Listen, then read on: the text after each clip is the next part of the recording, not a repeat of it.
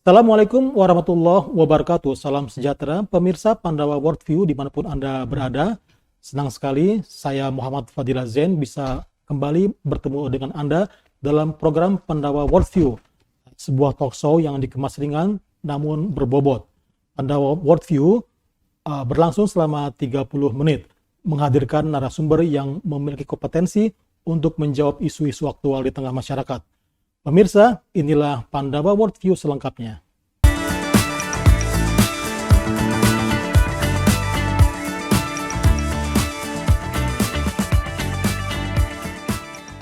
Pemirsa Pandawa Worldview, dalam kesempatan kali ini kita akan mengangkat tema postur pertahanan TNI dan kedaulatan bangsa.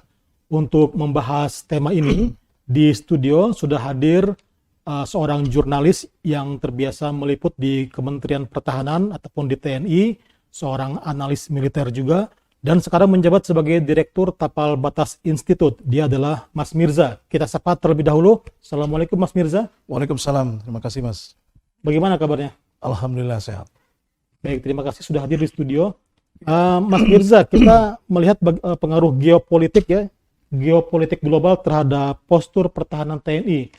Apa pendapat Anda tentang hal itu ya? Ya, kalau geopolitik geopolitik global terhadap postur pertahanan TNI jelas berpengaruh. Karena biar bagaimanapun alutsista TNI itu mengikuti apa yang terjadi di luar. Jadi kekuatan-kekuatan pertahanan di luar itu tentu menjadi kajian-kajian dari institusi pertahanan Indonesia, baik TNI maupun Kementerian Pertahanan.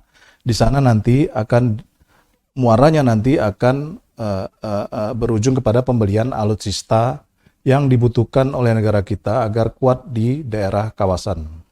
Kita kan dalam kondisi krisis ya, apakah pembelian alutsista ini sangat tepat untuk dilakukan saat ini ya? Ya, alutsista itu sudah dianggarkan beberapa tahun yang lalu. Jadi setiap 5 tahun itu sudah ada mata anggaran alutsista yang akan dibeli. Jadi 5 tahun lagi alutsistanya akan dibeli, sekarang sudah disiapkan. Nah, memang berpengaruh terhadap, apalagi nanti akan ada resesi ekonomi dunia. Tentu akan berpengaruh kepada pembelian alutsista yang sekarang kabarnya itu mahal, bertambah mahal gitu. Nah, ini menjadi tantangan dari pemerintah, apakah nanti alutsista itu dibeli sesuai dengan mata anggaran yang ada atau dikurangi. Itu nanti tergantung dengan pertumbuhan ekonomi negara kita gitu. Apakah kekuatan pokok minimum TNI kita sudah tercapai ya? Kalau MEF, Minimum Essential Force, itu karena dia minimum, tentu ada target-target. Biasanya misalnya untuk pembelian pesawat tempur itu butuh waktu berapa tahun. Karena kan harus izin DPR, harus izin Kementerian Keuangan. Jadi prosesnya memang panjang. Nah, karena proses birokrasi yang panjang itulah membuat pembelian alutsista itu agak lama dan tidak bisa selesai dalam 5 tahun. Biasanya menteri berikutnya yang meneruskan pembelian alutsista itu, tapi tetap dibeli sesuai dengan anggaran yang ada, yang sudah ditetapkan. Dengan alutsista yang ada, apakah Indonesia saat ini mampu bertahan dari ancaman militer global? Kalau saya lihat sih masih bisa bertahan karena meski dengan kekurangan-kekurangan yang ada ya, karena SDM kita itu kuat. Kita ada sistem pertahanan keamanan rakyat semesta. Ada juga SDM TNI kita yang masih kuat, jadi tidak tergantung kepada alutsista yang ada di negara kita.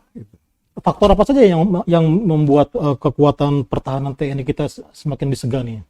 Ya, pertama mungkin keahlian dari pasukan khusus kita, dari Kopassus, dari Detasmen Jalamengkara, dari Kopasgat ya sekarang TNI AU, keahlian mereka yang tidak dimiliki oleh negara-negara lain. Seperti misalnya melihat di tengah malam, mereka tidak perlu kacamata malam seperti negara-negara lain.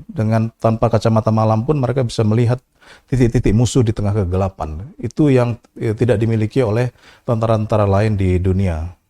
Ini menjadi kekuatan kultur TNI kita ya, dengan alutsista yang begitu terbatas tapi bisa menghadapi ancaman-ancaman kemungkinan diserbu oleh negara lain. Ya, salah satunya itu ya. Di samping itu kan TNI itu melakukan kerjasama pendidikan, kerjasama pertahanan dengan negara-negara tetangga. Jadi kecil kemungkinan ada negara-negara lain itu menyerang Indonesia. Apalagi secara geopolitik, Indonesia ini diibaratkan seperti seorang gadis perawan yang cantik. Jadi tidak mungkin Indonesia ini akan diserang, dihancurkan, dan bahkan negara lain pun sempat dalam buku putih pertahanan mereka itu sempat mengatakan bahwa Indonesia ini tidak boleh maju dan tidak boleh juga turun gitu, karena mereka punya kepentingan-kepentingan perdagangan, kepentingan-kepentingan keamanan, di mana kapal-kapal mereka itu melintasi laut-laut Indonesia. Dan bayangkan kalau laut-laut itu kita tutup, kapal-kapal perdagangan mereka tidak bisa melintas, dan itu mengganggu pertahanan keamanan mereka. Maka mereka, negara-negara lain, walaupun kita alutsista kita terbatas, tetap mereka berpikir beberapa kali untuk menghancurkan Indonesia. Padahal di Natuna sekarang sedang panas-panasnya ya. Apa Ya. menurut Anda yang harus dilakukan pemerintah dan TNI untuk menjaga wilayah perbatasan ini? Ya, kalau Natuna itu politik ya, ada kepentingan-kepentingan Cina di sana, ada kepentingan-kepentingan kalau di sana ada migas, minyak dan gas. Jadi setiap ada migas di suatu wilayah pasti ada konflik antara negara-negara yang ada di sekitarnya itu. Dan buat saya, TNI tentu sudah mengantisipasi dengan waktu itu pernah mengirimkan pesawat tempur di Natuna untuk standby jika terjadi pelanggaran wilayah teritori di situ. Kemudian belum lagi pasukan-pasukan Angkatan Laut sudah standby di sana. Artinya TNI siap untuk mempertahankan wilayah NKRI dengan keterbatasan yang ada. Pangkalan militer pun di sana sedang dibangun ya kalau nggak salah ya. Ya di sana untuk kita ya, bukan untuk orang luar. Pangkalan militer TNI Ya di sana sudah ada. sudah ada ya. Hmm. Oke, di tahun politik ini yang bisa mengganggu ancaman pertahanan kita selain militer tentu ada aspek non-militer ya. Nah, Anda melihatnya seperti apa? Ya, kalau gangguan-gangguan itu yang paling ditakuti itu adalah resesi ekonomi yang akan terjadi pada 2023 itu yang dialami oleh beberapa puluh negara, termasuk Indonesia. Nah, itu selain itu juga kalau ancaman terorisme, ancaman-ancaman lain itu biasa terjadi ya, sudah sering bertahun-tahun selalu muncul itu. Jadi menurut saya ancaman disintegrasi bangsa ya, adu domba dengan sesama anak bangsa itu yang sangat berbahaya. Maka dari itu kita harus mengedepankan persatuan dan kesatuan terhadap sesama anak bangsa, sehingga dengan bersatu kuat, negara lain atau musuh-musuh dari luar itu tidak mungkin bisa menggoyahkan kekuatan kita gitu, kekuatan pertahanan kita. Dan itu sudah kita tunjukkan pada saat 17 Agustus pada saat kita merdekakan Indonesia gitu kan. Artinya aspek non-militer akan lebih berbahaya dibanding aspek militer itu sendiri ya, Ya, dalam ancaman terhadap keutuhan NKRI ini. iya. Termasuk COVID-19 ini termasuk ancaman non-militer karena itu kan virus yang diduga ya dibuat oleh manusia kemudian menyebar ke seluruh dunia, dan itu ancaman yang bisa membuat yang sangat berbahaya dibanding ancaman militer, karena ancaman militer itu terlihat, ada rudal kelihatan, tapi kalau non-militer tidak terlihat tapi tiba-tiba jatuh gitu.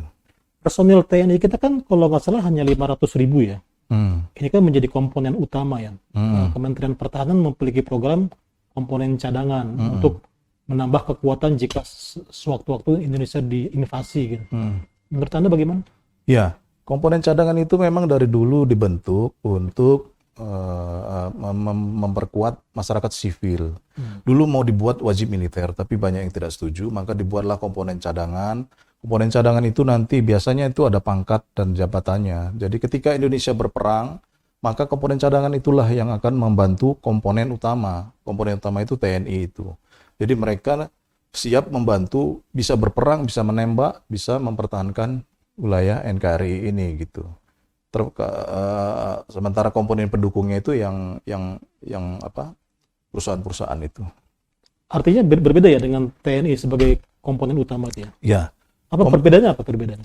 Perbedaannya kalau komponen cadangan itu dia pendidikannya tidak seperti di militer yang berkarir terus sampai jenderal, bisa jabat pangdam, bisa jabat panglima, bisa jabat asisten intelijen gitu. Kalau di Komcat itu dia hanya membantu, ya tidak bedanya seperti wajib militer di Korea.